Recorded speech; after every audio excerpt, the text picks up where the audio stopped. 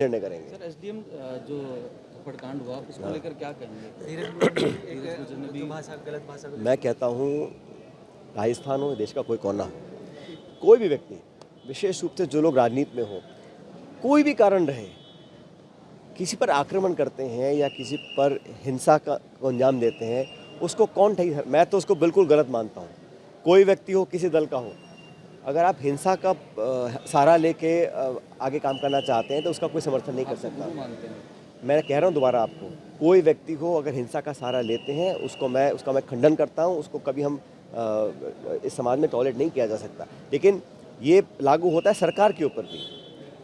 सरकार, प्रशासन, पुलिस ने गांव में घुस के जो हालात वहाँ किए हैं, बच्चे, बूढ़े, महिलाओं को पीटा, रात के अंधेरे में जाकर गोलियां बरसाई हैं, आंसू गैस के गोले छोड़े हैं।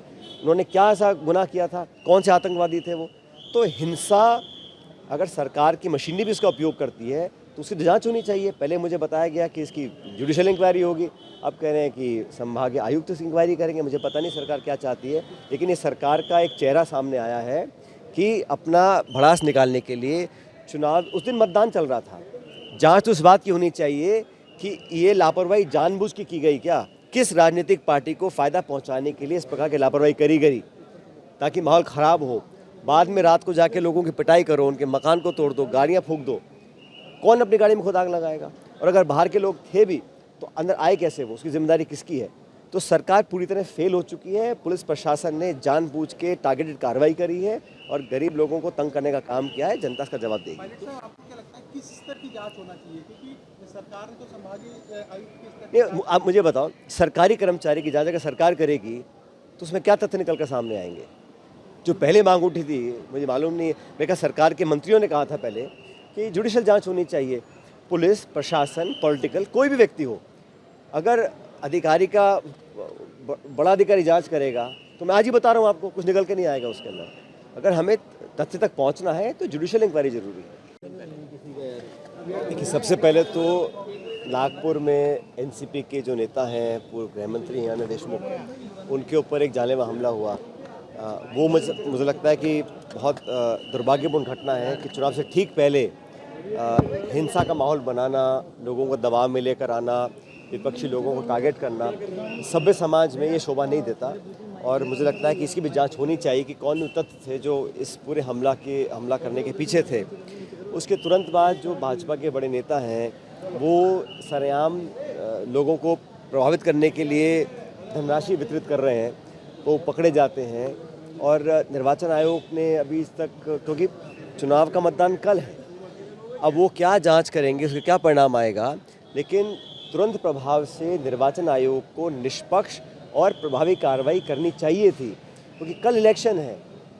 कितने लोगों को प्रभावित कर चुके थे, कौन उनके संपर्क में थे, कैसे पूरे इसको अंजाम दिया गया, ये मैं समझता हूँ बड़ा एक चिंता का विषय।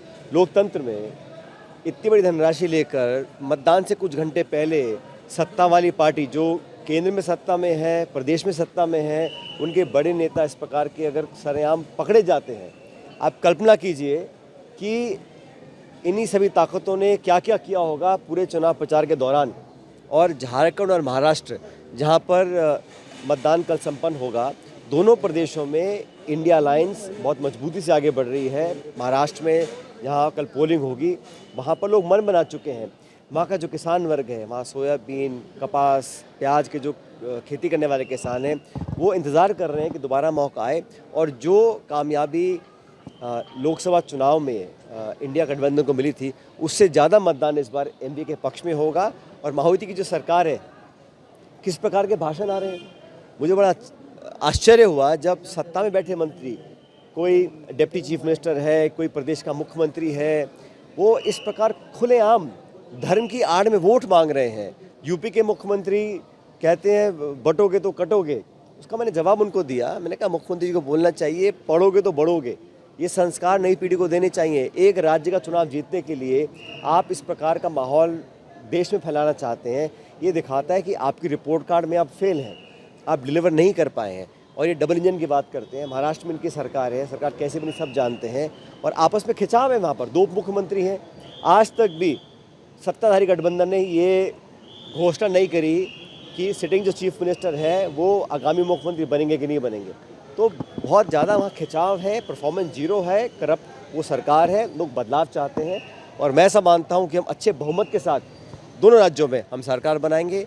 जो उपचुनाव हो रहे हैं वायनाड में, केरल में प्रियंका जी लड़ रही हैं, बाकी राजस्थान में है, यूपी में, हर जगह उपचुनाव है, वहाँ पर भी हमारी पार्टी का परफॉर्मेंस बहुत अच्छा रहेगा। महाविकास अघाड़ी कितनी वहाँ पर प्रबल है, किस तरह की जो माहौल वहाँ पर देखा गया महाविकास कुछ महीने पहले जो लोकसभा के परिणाम आए थे, आप अगर उसका सिर्फ आकलन करें कि कितनी विधानसभा सीटों में हम लोग लीड कर रहे थे, तो बड़े अच्छे बहुमत के साथ हम सरकार बनाने वाले हैं। महाविकास अघाड़ी का हमारा जो 5 गारंटी हैं, हम लोगों ने जो एजेंडा रखा है, जो हमारे उम्मीदवार हैं, जो हमारा कैंपेन रहा और जिस प्रभावी तरीके से राहुल गांधी जी ने, प्रियंका जी ने रोड शोज़ किए हैं, जो भीड़ आई थी, मुझे देखकर तो ये मैं आसानी से कह सकता हूँ कि माहौल हमारे पक्ष में है और जो मतदान कल होगा वो भी हमारे पक्ष में ही होगा। राजस्थान उपचुनाव को लेकर भाजपा के प्रदेश अध्यक्ष ने आज कहा है कि महात्मा गांधी और नेहरू ने देश को तोड़ने का काम किया। ये देखो शोभा नहीं देता। एक प्रमुख दल है बीजेपी, वहाँ के एक प्रमुख नेता हमारे उन पुरुषों को जिन्होंने सब कुछ अपना कुर्बान किया देश की आज़ादी में, देश के प्रथम प्रधानमंत्री थे, राष्ट्रपिता थे, अगर ऐसा कहा है बड़ा दुर्भाग्यपूर्ण है। तुरंत उनको माफ़ी मांगनी चाहिए। मैं तो बल्कि कहता हूँ इसमें जो भाजपा का शीर्ष नेतृत्व है उनको माफ़ी मांगनी चाहिए। अगर भाजपा के किसी भी व्यक्ति या नेता ने महात्मा गांधी या हमारे राष्ट्रपिता महात्मा गांधी या नेहरू जी के खिलाफ ऐसी बात की है, ये शोभा नहीं देता। और पूर्वजों को गाली देना कोई नई बात नहीं है, लेकिन थोड़ा बहुत इतिहास को सम्मान देना चाहिए। और वर्तमान की अपनी फ्रस्ट्रेशन और भड़ास निकालने के लिए आप पिछले युग के जो स्वतंत्रता सेनानी थे, जो फ्रीडम फाइटर्स थे, उनको बुरा भला कहना अगर कहा है तो बड़ा गलत कहा है। बीजेपी के प्रदेश प्रभारी राधा मोहन अग्रवाल क्लीन चिट दे रहे हैं विनोद तावड़े को, कह रहे हैं कि बोले राष्ट्रीय महामंत्री का भी पैसे लेकर के थोड़ी जाता है, बोले मैं भी हूँ। मुझे पता नहीं कि कौन किसको क्लीन चिट दे रहा है, लेकिन ये सरकार का सिस्टम ही ऐसा है। जो तो उनकी परछाई में काम कर रहे हैं उनको तो बिना जांच के क्लीन चिट, और जो उनके वैचारिक विरोध में कर रहते हैं उन लोगों को बिना तथ्य के आरोप लगाना, उनका चरित्र हनन करना, ये तो आम सी बात है। लेकिन देश सब देख रहा है, महाराष्ट्र की जनता देख रही है, और मैं उम्मीद करता हूँ कि इस देश का निर्वाचन आयोग भी देख रहा होगा, क्योंकि सिर्फ नोटिस या आदेश देने से नहीं काम बनेगा। कल मतदान है, उनको प्रभावी कार्रवाई करनी चाहिए ताकि लोगों को लगे इस देश में जमहूरियत का इकबाल है, लोकतंत्र में पारदर्शिता दिखानी पड़ती है। निर्वाचन आयोग एक संवैधानिक संस्था है, उसको अपने काम से, अपने रवैये से, अपने एक्शन से लोगों का अंदर एक कॉन्फिडेंस बनाना चाहिए। अगर इतना होने के बावजूद भी कुछ नहीं करती है इलेक्शन कमीशन, मैं समझता हूँ बहुत दुर्भाग्यपूर्ण होगा। लेकिन मैं फिर कहता हूँ, मेरा भरोसा देश की जनता पे है, महाराष्ट्र के लोगों के ऊपर है, वो सब देख रहे हैं और सही निर्णय करेंगे।